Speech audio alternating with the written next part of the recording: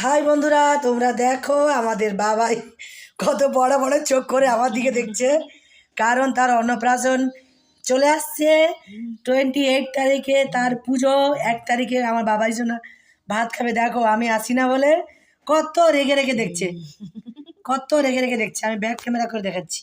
দেখো আমার বাবাই, এই যে এই যে বাবাই দেখে দাও, পিসির উপরে রেগে আছে। এই দেখো রেগে রেগে দেখছি, দেখেছো? দেখো আর বাবার প্যান্ডেল হয়ে গেছে। এই যে বাবার প্যান্ডেল হয়ে গেছে কমপ্লিট। এখানে ঠাকুর হচ্ছে, ঠাকুর কমপ্লিট। আর এইদিকে এই একটা ঠাকুর কমপ্লিট। আর এই যে আমাদের প্যান্ডেল কমপ্লিট। আর এই যে আমাদের বাবাই সোনা।